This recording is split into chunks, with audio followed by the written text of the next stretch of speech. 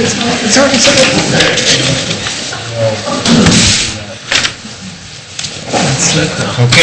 I would like to call to order the Board of Trustees meeting for September 18th, 2012 at 7:02. Call the roll.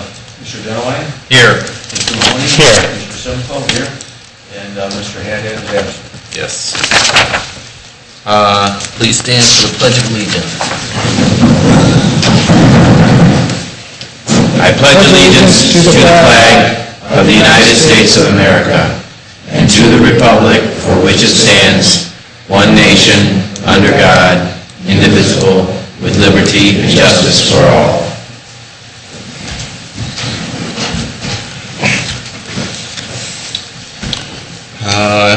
Do we have any corrections, additions, or deletions to the meeting minutes of August 21st? Yeah. Move to approve the minutes? Okay. Second. Mr. Mahoney? Yes. Mr. Dunaway? Yes. Additions or deletions to the agenda? I move. None. Hearing of the public on specific agenda items? No one signed in? So, Greg, you're up. No, zoning.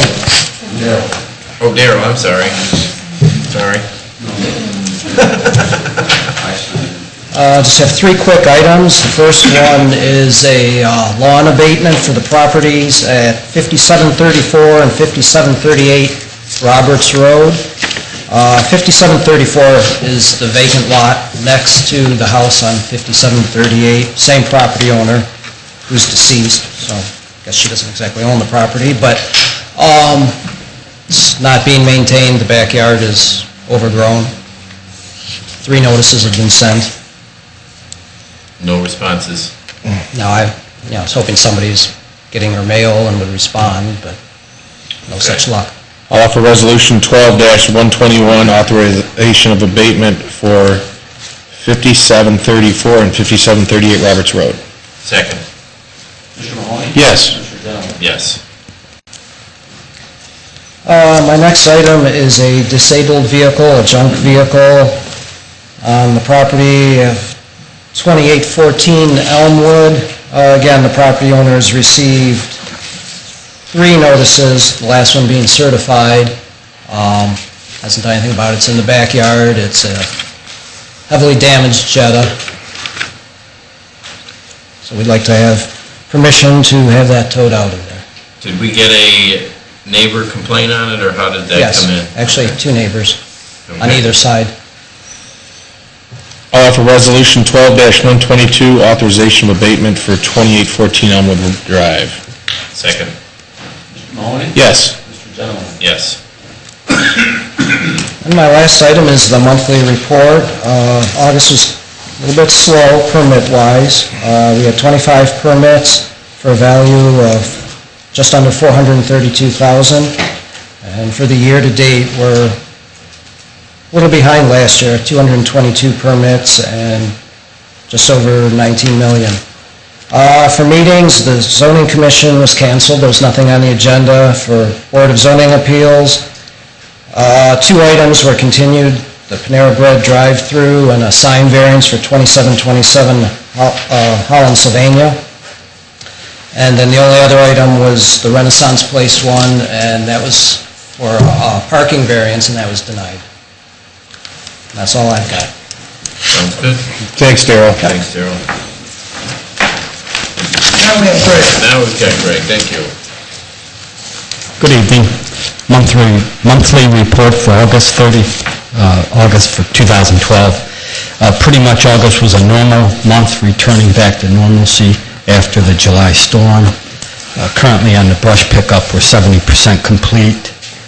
Letter D, the ditch cleaning, Wolfinger Road, actually reestablished some flow line there. We excavated 18 to 24 inches on Wolfinger Road at parts to reestablish the flow line. But just a normal month. Pending your questions, I'll be followed by the fire department. Looks good. Thanks, Greg. You guys have good weather to keep up the pace, so. Fire department? Chief Kowalski had a rescheduled appointment that he couldn't get out of. You have in front of you the monthly report for August 2012. The number of fire responses were down minimally, as well as EMS responses. We had 7 mutual aid requests. On page 4, we gave 3 and received 4. Chief Freilich had 15 plan reviews, 1 environmental review, 5 consultations for future construction plans. We did have 12 public safety events for the month, and we did receive a letter of resignation from one of our part-time employees, Brandon Lyons, effective September 4th. Lucas County EMS, we did not have any training for the month of August. That will resume September, and we do have 1 in November this year. And with that, any questions? No, I don't, John, thanks. Thank you very much. Appreciate it. Thank you, Chief. Chief Bowman, for the police report.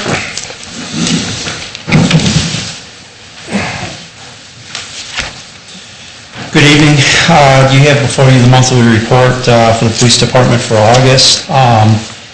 I'm not going to go over all these numbers. You'll see page 2, our calls into the different lines and the numbers.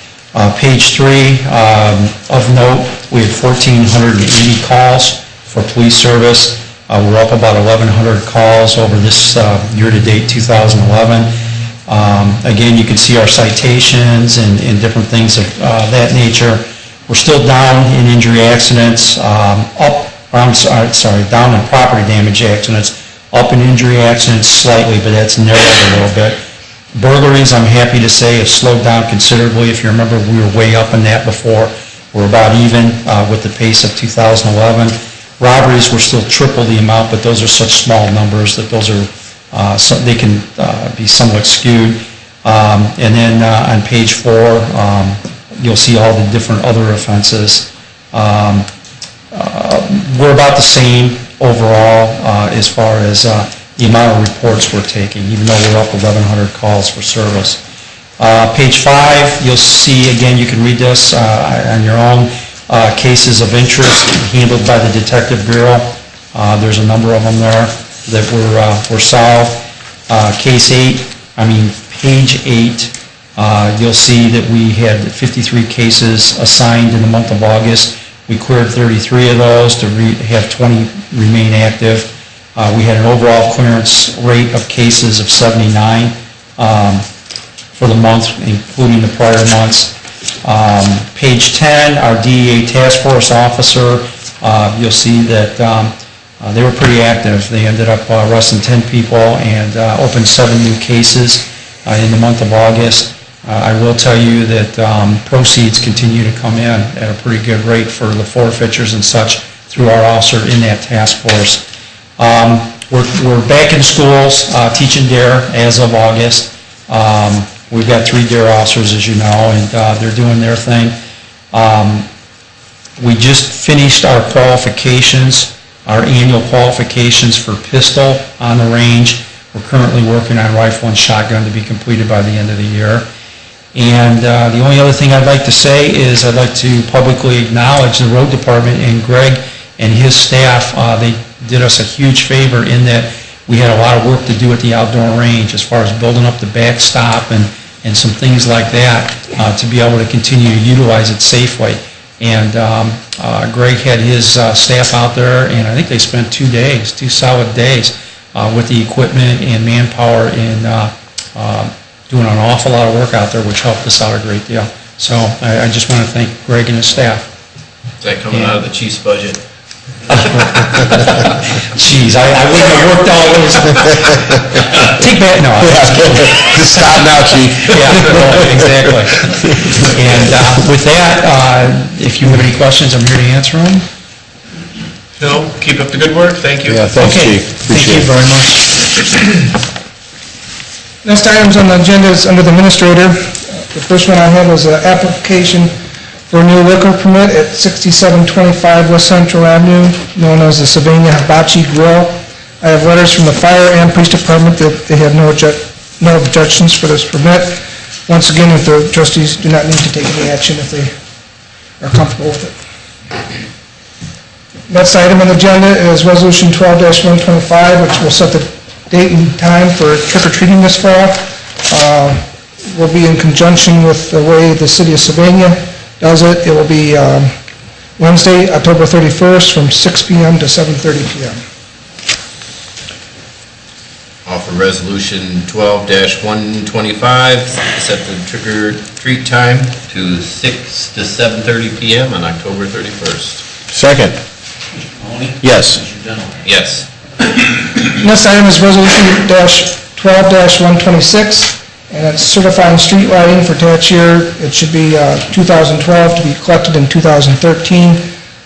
This is the assessments put on to various property owners in the subdivisions within Sylvania Township that they provide lighting in those subdivisions, and the residents then pay for that lighting. Sorry, John, I know you're not feeling well. I'll run with this. Resolution 12-127, 12-126, street lighting for tax year 2013. Second. Mr. Mahoney? Yes. Mr. Genoway? Yes. The next item is Resolution 12-127, is to execute a service contract with BSP Communications. They're the ones that provide the maintenance for our telephone system for the township. We're very pleased with their work, and we're streaming it for another year at $3,251. I offer resolution 12-127 to execute service contract with BSV Communications. Second. Mr. Mahoney? Yes. Mr. Genoway? Yes. My next resolution is Resolution 12-128, entering into a contract with Paycor Corporation. I would like to table this one until our next meeting, till I get a chance to look into it a little further. Is it good? That's fine. I think you should make a motion to table it. Okay. I'd like to make a motion to table resolution 12-128 until our first meeting in October. Second. Mr. Mahoney? Yes. Mr. Genoway? Yes. My last resolution is Resolution 12-129. It's to enter into a contract with Lucas County Prosecutor's Office to offer legal services to the township. This is a one-year agreement. It's for $90,000, which is the same as the previous 2 years. There's been no increase. I think the staff and even the trustees will agree that the prosecutor offers very good legal services at a very good dollar amount. I'll offer resolution 12-129, enter into contract with Lucas County Prosecutor. Second. Mr. Mahoney? Yes. Mr. Genoway? Yes. And with that, I'll turn it over to our... Hey, John, I had one thing I wanted to ask you, or maybe ask if Susan could, our company insurance where I work at, they have an incentive plan for people that, I call it clean living, but people that are not smoking or not abusing any drugs and alcohol, and they're able to get a rate deduction based on their wellness plan. And I know we have a wellness plan in place here. Have we given any thought to maybe looking at that particular process or program that maybe, if not, maybe we could? Well, and I'll let Susan answer. Yes, we are definitely looking at that. In fact, we are looking at changes in our healthcare that provides for, we haven't determined yet, but there'll be some incentives for employees that are healthy. Okay. Susan. So we're going to look into that? Oh, great. Okay, thank you. You got to work tonight. I have work tonight. Well, we have our month-end analysis, August 12th, and it's on the board for you to see. We really believe we're on target to collect 100% of our planned revenues, so we're really doing well as far as revenue collection, which is basically tax receipts.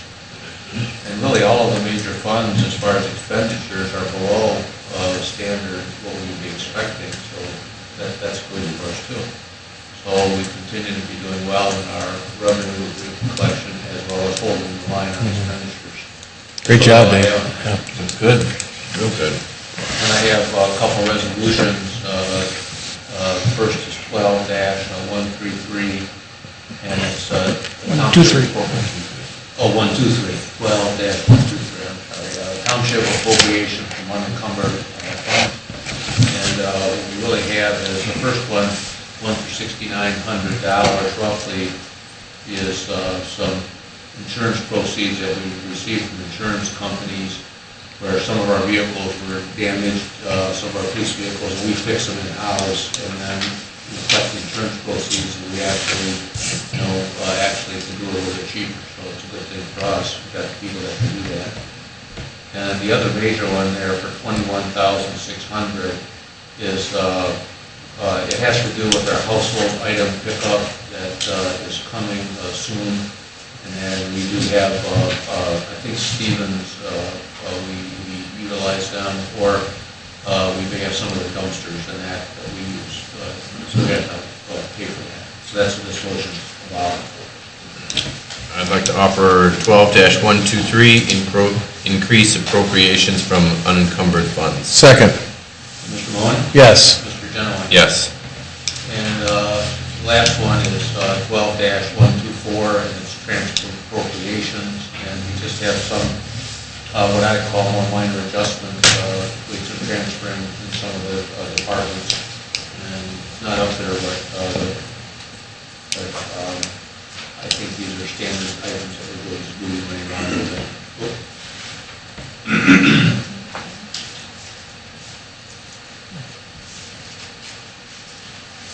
I'll offer Resolution 12-124, the transfer of appropriations. Second.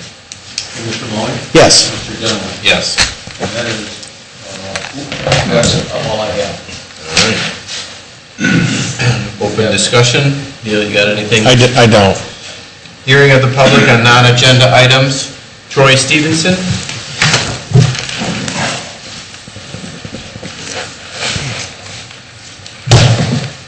Good evening, Troy Stevenson, 6131 Secluded Court, representative for the Charter Board for Sylvania Township. I want to come here and just take a few minutes, kind of give you an update on what's the latest and greatest with TARDA as we have our opt-out vote coming up here in early November. I'm also taking the initiative to go out and talk with the Sylvania School Board and the Sylvania Senior Center just to kind of give them all the facts so they understand what the impact of this vote is. I'm not seeking endorsement, I'm just giving information on what the impact is. Just one thing to update you on, we did at our last trustee meeting, we did vote to give General Manager Jim Key the authority to negotiate with the City of Perrysburg to provide service. That is going into effect. As you may know, their service is going to cease on September 22nd, here next week. So there's been a lot in the news and press on that issue, but discussions will be taking place there. I'm not sure what the impact will be. It'll come back for a vote if anything's going to happen there, but that vote has taken place. City of Sylvania may be aware they've kind of taken a look at TARDA and it came back on a view that they're going to stay in the network. They don't see anything in their future that would give them a different option to opt out or even put it on the ballot to opt out of TARDA. Just as we take this vote, the opt-out, if it does get voted on to opt out of TARDA, we will retain our service for 6 months after the vote is certified, which will take us to May of about 2013. The most current numbers that I have for TARDA in the services they're providing are the call ride service for Sylvania Township is about 23,000 ridership a year. That's the call for a number, and for $1 or $2 you can take a ride anywhere in Sylvania Township or Franklin Park Mall. That number is 23,000. TARPS, the paratransit service, the ridership, and this includes, I can't break it out, but this is the city and the township. That ridership is 28,000 per year. The TARPS, I can tell you just from what I've seen in the past year being on the Board of Trustees, that has been growing, a growing segment of TARDA. And the fixed line service for TARDA for Sylvania Township, including the sports shuttles, this also includes Centennial Terrace, which is technically in the city, is 45,000 per year. I did want to get a little bit more specific information. Sylvania Schools has a contract for 6 students using TARDA's services, but the Lucas County MRDD also has a pretty significant ridership that will be affected here as well. I don't have those numbers yet, but I have that there is ridership that will be affected if the opt-out does occur. One thing I did want to share with you is kind of some major route changes. I've been kind of pressing them on what exactly we're going to see. For specifics, Route 5 will go away, which is Door Street, Holland, Sylvania, which is Walmart in Sylvania Township. The route will still exist, but all the stops in Sylvania Township will not be stopped at. Route 7, which is the express route from Meyer to downtown, that will be eliminated in this change. Route 20, which serves Central Avenue between Meyer and downtown, that route will still exist, but all the stops in the township will go away. And then there's other routes that they're still not sure what they're going to do with it because they mix between the city of Sylvania and Sylvania Township, known as 2C and 39. Those are going to be affected, but they're not sure what those new routes will look like. Like I said before, the call ride that will go away if the opt-out does occur, and the TARP service that will also go away. Specifically, locations would be affected, and I asked them what are the top destinations that they do see where people are using their services. On Monroe Street and Central Avenue, it's the commercial zones with Target, Walmart, Giant Eagle, Meyer. That's some of their top destinations. Also Compass, the Zepp Center, Wildwood, the Orthopedic and Athletic Club, Wildwood and Secor Metro Parks, Southview High School, Oakleaf Village, Arbors Sylvania, Central Park West Rehab, and the JCC. Those are the top destinations within the TARDA network. I think my only comment is if we kind of my view of the TARDA Board of Trustees is if we elect to stay in TARDA, I don't expect much change from what we have today. I've seen little willingness from the membership of the Board of Trustees to do much different than what they do today with the current administration. So if we stay in, we'll have what we have today without much change. If we opt out, then everything I just discussed will be affected when that takes place in May. Have they talked in any of the meetings about marketing their services out here and getting the word out? Yeah, I've asked that specifically of Jim Gee. What are you going to do? How can I help you? And I've seen very little efforts. There's going to be no money put towards marketing to support this from TARDA's perspective. Now, didn't the state law change that the funding will cease at the end of this year and services and not the 6 months like Perrysburg has had? That actually just took effect September 10th, because it was 90 days after.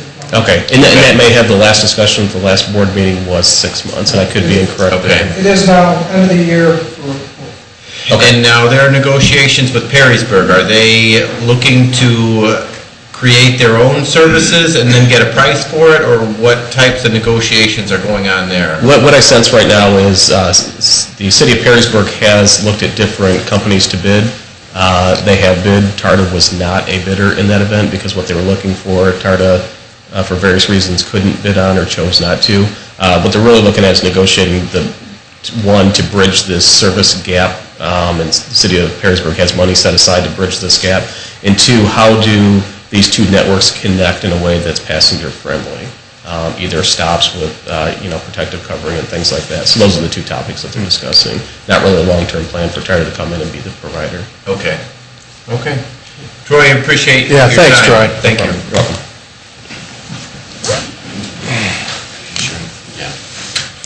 Jim Henricks?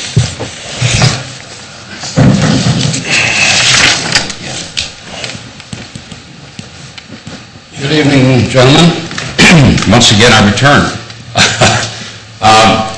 Looking back over the number of years that I've been coming here, and not to belabor this thing, but I think Dee Dee Lydell was a trustee at that time. Carol Contrada was a trustee. Dave, you've been around here for a long time, and I know you guys, and Neil and John, you've been introduced to me about a year ago at this time, and as I recall, the resolution was requested by the trustees to get changed. Nothing's happened as far as I'm concerned. But, I've been through it this time. Mary Lou O'Mara was here in the zoning department. Then we had Tim DeWitt in the zoning department, and now we got Darrell in the zoning department. Everybody's got their hands tied because this resolution relative to parking of trailers in the driveway, and if I may, I'll just approach you and give you a couple photos. I'm talking about the property, for the record, 2643 Christie Lynn Lane. And this guy, he just defies rules. He doesn't believe in rules. I don't believe. Well, That's a picture of what his property looks like when he goes away. He goes around his yard with Roundup, and he kills all the grass, so we don't have to pay somebody to mow it. Now, can you imagine what that looks like? I'm here to tell you guys, when I get up in the morning and walk out and see that scene when I walk out of my house, I get a knot in my stomach, and I want the knot to go away. I'm tired of this. You guys gotta help us here with this thing, and get a resolution that's got some teeth in it, that the zoning department can enforce and do something about it, because I gotta tell you, I'm the only guy in the neighborhood that seems to want to come forward and talk to you folks out here. I can't get anybody else to do it. Nobody likes it. Nobody likes this guy. Nobody wants him in the neighborhood, but he's there. The shingles are coming off his house. His yard, as I said, he kills it with Roundup when he goes away, so he don't have to mow. The backyard is just a disaster. And I know there's not a lot you can do unless the grass is this high. Now, I know you can't do a lot about it, but if he chooses to have a dead lawn, I guess that's his prerogative. He shouldn't be allowed to park a trailer where he parks it, anywhere in the front of that house. I don't care. For the time I don't remember when he came back, Mary Ann. Do you remember when he came back from Colorado with that glider he'd been out there flying? But it's been about a month and a half he's been back, and prior to that, it was in the driveway as well. But in the last month and a half, and Darrell, you've been out, you saw it out there, you saw it where it was parked. You said it's parked illegally, and I know you sent a couple letters to him, and I don't know what the outcome of those have been. The glider's gone at the moment, but it shall return. It will return, unless you guys put some teeth in this thing.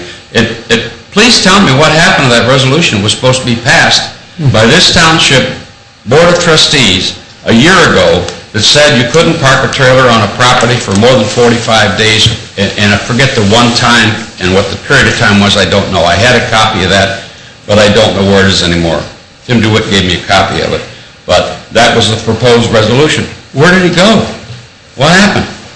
Hey, Darrell, can you interrupt with Mr. Hendricks and let us know what the timing, what is the current resolution?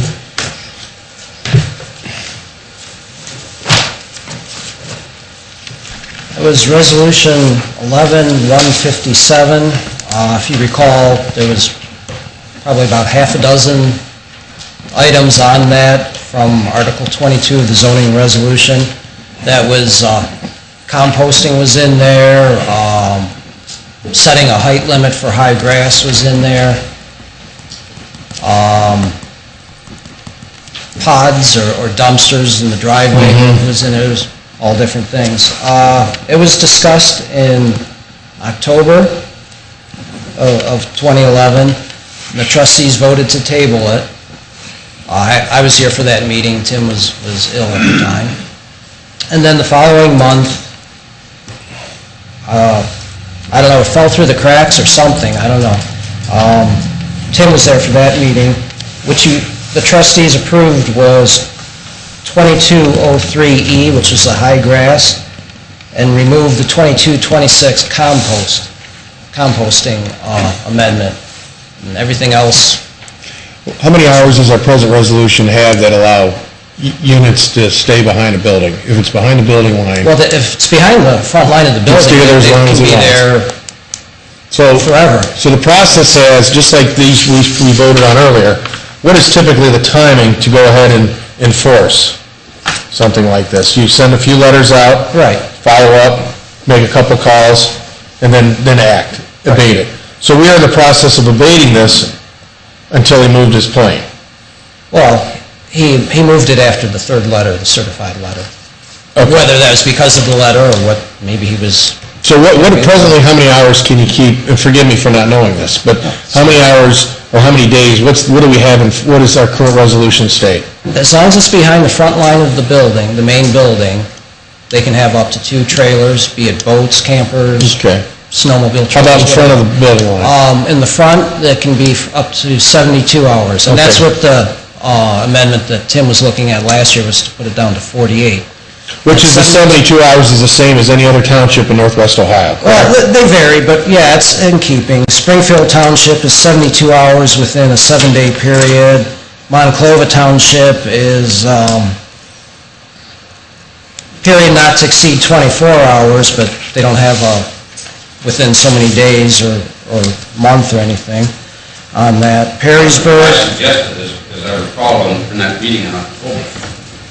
So But it was 24 hours. You know, you're gonna bring a motor home or a camping trailer, excuse me for jumping in here, but if you're gonna bring that to your house, you're gonna load it up and you're gonna go up north, you're gonna go to a lake somewhere, do something. You don't need to be parked there for that. Well, I think the plane's I think the plane is unusual, and actually, and I don't want to run the meeting here. I think that, I'd like to get it, the interpretation that we got from our attorney prior to the attorney that we've just retained this year, and we voted on tonight, I'd like to have John look at this and see Mr. Burrell and see what his opinion is having a plane, what that actually constitutes. It's actually a glider trailer. It's a glider within the trailer. Okay. It's called closed inside. You see the tail sticking out. I don't know, Is there any deed restrictions to the neighborhood? That's what Mr. Hendrickson and I talked about. Restrictions, unfortunately, my wife and I tried to start an association a number of years ago, and we had a meeting in the Sylvania Library. We had about probably 75% of the residents in the community there, and we were getting ready to go to Florida. And we set it up, there were going to be people, somebody's going to be president, a vice president, a secretary, a treasurer, and all that business was going to be in place. We had an attorney that lived in the neighborhood who was going to review the documents, make sure that's what everybody wanted to say in the documents, and we went to Florida, that all right. The people that said they would do things just failed. So there's no... There are documents. There are documents. Is that something that maybe you would want to revisit before you head to Florida, or what's... Another fellow in there asked me to revisit that thing, and I said, no, you revisit. Okay. I've been there. Christie Lynn, pardon me, but what neighborhood is It's that? in the Kingswood addition. It sits between Carytown West and St. James. It's a small addition, 50 homes in there. Okay. And it's a nice neighborhood. Yeah. Yes, it is. Until you get around to the back of it, where I live, and we spend a lot of money on our property, keeping it looking nice, and our lawn and everything. And then I've got to live next to that sort of situation. This guy was so bad, he was burning. I'm sitting on the deck one night talking to one of my sons on the phone, and he started a fire. He's burning weeds in his yard. And I went out, and I was so upset with that guy, and I said, what are you doing? And I won't go into the kind of conversation we had, but it got pretty tight.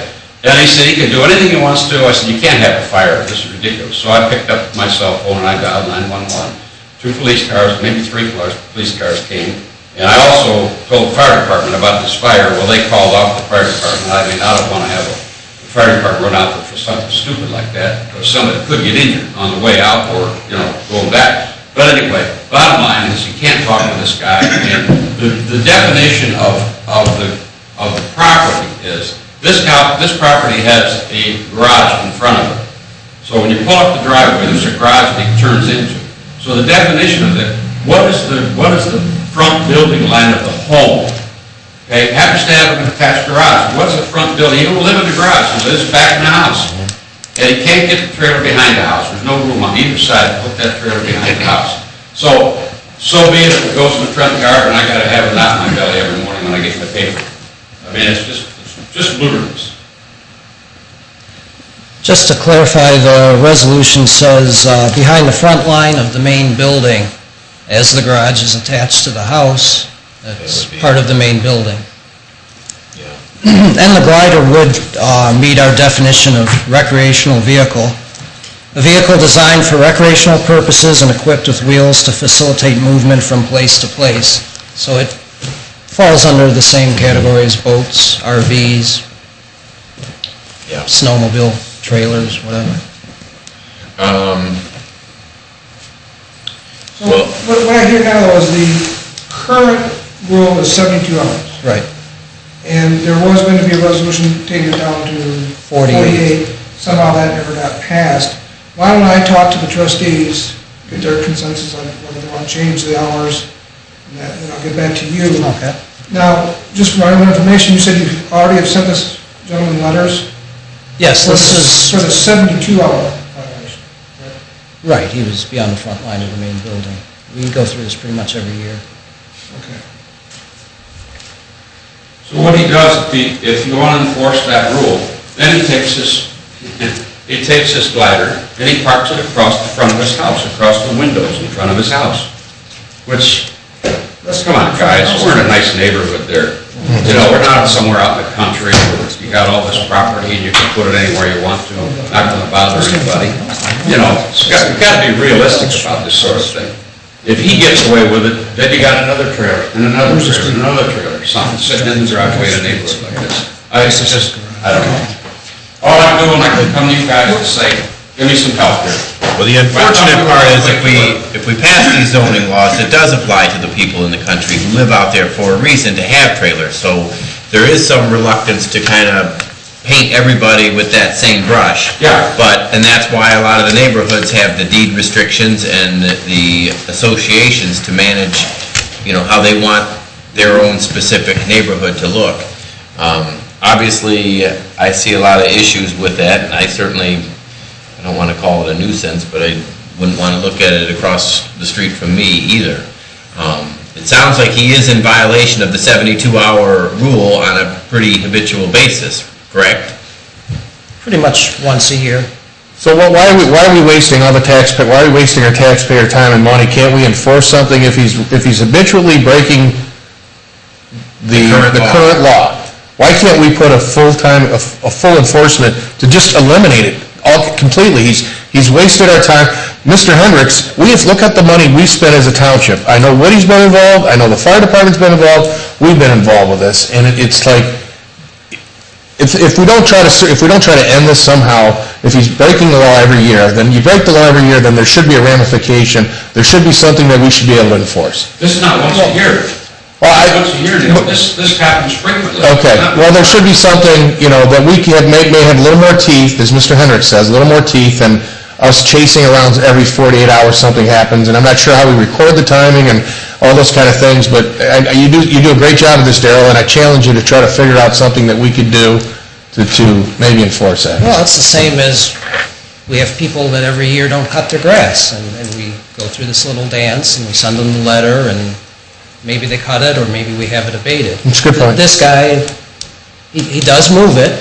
It takes 2 or 3 letters, and like I said, I don't know if he moved it because of the last letter, the certified letter, or maybe he was moving anyways, heading out west with it, I don't know. But at any rate, the trailer is I mean, would a not permanent number of days per year be a solution or something? I'll talk to council on it and see what we can do to rectify this. All right, great. Well, thanks for bringing it to our attention I again. would like to be kept in the loop on this thing, so I know what's going on. I'm leaving for Florida middle of next month, and I'll be gone, but I don't want to come back here next spring. And you drive into my neighborhood, come around the corner and see that thing sitting there, I said, why the hell did I come home? I hope you think we've gotten back to you whenever you've... Neil, you've gotten back to me, of course, every time I've called you, you come back to me, you've got a hold of Darrell, that's not a problem. Okay. The problem is nothing's getting done. Yeah, that's the real issue here. Thank you. Thank you. Okay, that's it. I would like to offer a motion to adjourn at 7:40. Second. Sorry.